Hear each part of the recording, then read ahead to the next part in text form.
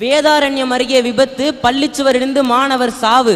ராஜபாளையம் பள்ளிச்சுவரிலிருந்து 4 மாணவர் பலி, 7 பேர் படுகாயம். திருவையாற்றில் பள்ளிச்சுவரிலிருந்து 4 மாணவர் சாவு, 7 பேர் படுகாயம்.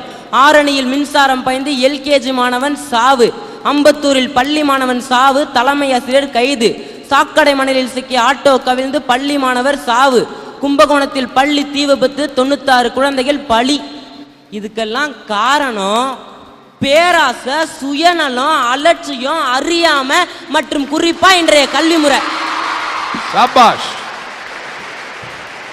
இந்த கல்வி முறை தான் தஞ்சாவூர் விவசாய துபாய் ஷேக்கோட 6வது மனைவியோட பிள்ளைக்கு ஆயா வேலை பார்க்க அனுப்புது. இந்த கல்வி முறை தான். இந்த கல்வி முறை தான் மேகாலயா, ஜார்க்கண்ட் சப்பை மூக்கு பெண்ண ஈரோடு ரெஸ்டாரண்ட்ல தட்டு கழுவ வைக்குது. 5-6 வயசு சின்ன குழந்தைகளை சிக்னல்ல நின்று ரைம்ஸ் புத்தகம் விற்க வைக்குது.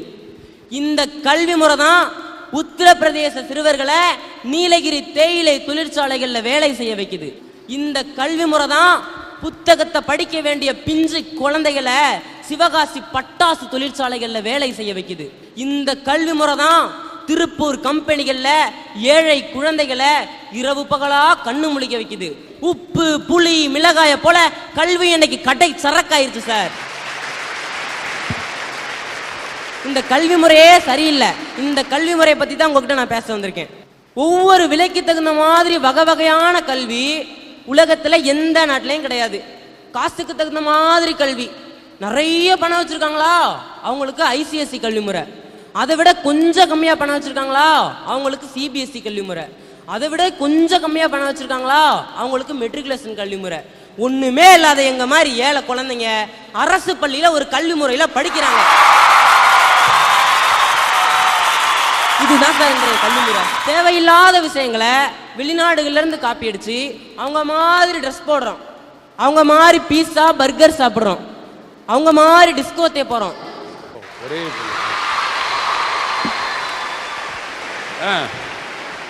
அவங்கள மாதிரி ட்ரெஸ் போடுறோம், அவங்கள மாதிரி பீஸா பர்கர் சாப்பிடுறோம், அவங்க மாதிரி டிஸ்கோத்தே போறோம். ஆனா அவங்க கிட்ட நிறைய நல்ல விஷயங்கள் இருக்கு சார்.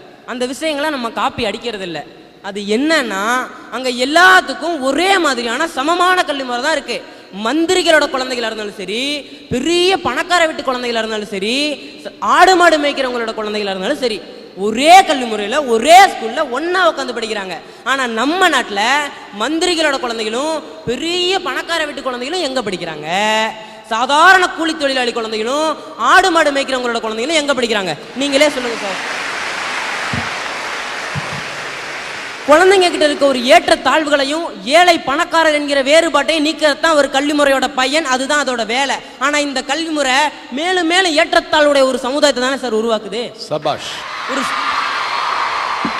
ஒரு ஸ்கூல்ல ஒரு குழந்தைய சேர்க்கறதுக்கு திறமை அளவுகோலா வச்சா அதுவே தவறு. ஆனா இன்னைக்கு நிறைய பள்ளிங்கள்ல வசதி தான் சார் அளவுகோலா இருக்கு.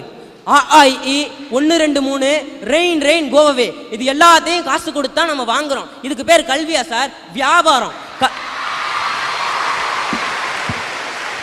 கல்வி வியாபாரம் ஆயிடுச்சுன்னா வாழ்க்கையே சுடுகாடு தான் சார்.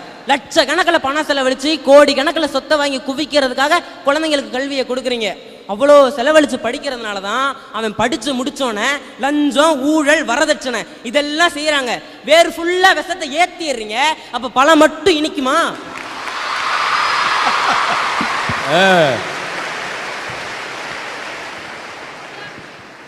இங்க கல்விங்கிறது ஒரு வடிகட்டுதல் மாதிரி மாறிடுச்சு.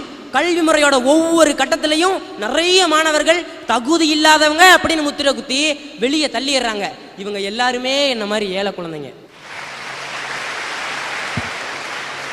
வெளிநாடு போகிறதுக்கும் பன்னாட்டு நிறுவனங்கள்ல வேலை பார்க்கறதுக்கும் விரும்புற வெறும் 3% பேருக்காக தான் சார் இன்றைய கல்வி முறையே தயாரிக்கப்படுது. மழைக்காக கூட எங்க அப்பா அம்மா அவங்க பள்ளிக்கூடம் பக்கமே ஒதுங்கினது கிடையாது. நாங்க எப்படி சார் இந்த பேராசை கூட்டத்தோட போட்டு போட முடியும்? சார் உங்ககிட்ட களிமண்ணையும் என்கிட்ட மணலையும் கொடுத்துட்றாங்க. 2 பேரையும் ஒரு கரடி பொம்மை செய்ய சொல்றாங்க. நீங்க எப்படி செஞ்சாலும் ஒரு கரடி பொம்மை செஞ்சிடலாம். ஆனா நான் என்ன செஞ்சாலும் ஒரு கரடி பொம்மை செய்யவே முடியாது. நானும் 12வது முடிச்சுட்டு பெரிய MBBS காலேஜ்ல போய் சேர்றேன். அரசு பள்ளி மாணவர்களால MBBS காலேஜ்ல சேரவே முடியாது. இருந்தாலும் ஒரு பேச்சுக்கு சொல்றேன். நானும் சேர்றேன். எல்கேஜிலேருந்து +2 வர பெரிய கான்வென்ட்ல இங்கிலீஷ் மீடியத்தில் படித்தவனும் எம்பிபிஎஸ்ல வந்து சேர்றான். அங்கே எல்லா பாடமும் ஆங்கிலத்திலே இருக்கிறதுனால அவன் ஈஸியாக படிச்சுக்கிறான். நாங்கள் தாழ்வு மனப்பான்மையிலையும் வெக்கத்திலையும் ஒன்றா சூசைட் பண்ணுறோம், இல்லைன்னா அந்த காலேஜை விட்டே ஓடி வந்துடுறோம். இதுவா சார் கல்வி முறை? சார், என்னோட ஃப்ரெண்டு ஒருத்தன் கோத்தகிரியில் பெரிய ப்ரைவேட் ஸ்கூலில் +2 படிக்கிறான். அவங்களுக்கு +2 பாடம் 3/4 போன வருஷமே முடிச்சிட்டாங்க. இப்போ அவங்களுக்கு ரிவிஷன் நடந்துட்டு இருக்கு. ஆனால் எங்களுக்கு ஜூன் மாதம் தான் புக்கே கொடுத்தாங்க. நான் என்னதான் படித்தாலும் அவன் வாங்குற மார்க்கை என்னால் வாங்கவே முடியாது. ஆனால் எம்பிபிஎஸ் காலேஜோ இன்ஜினியரிங் காலேஜோ போகும்போது 2 பேருக்கும் ஒரே கட் ஆஃப் மார்க்கு. ஒரே கல்வி முறையில் இத்தனை வேறுபாடு. இது என்ன சார் கல்வி முறை? அரசு என்ன பண்ணணும்னா +1க்கும் பப்ளிக் எக்ஸாம் வை, +2க்கும் பப்ளிக் எக்ஸாம் வை, 2 மார்க்கையும் டிவைட் பண்ணி ஒரே கட் ஆஃப் மார்க்கா வெளியிட சொல்லுங்க.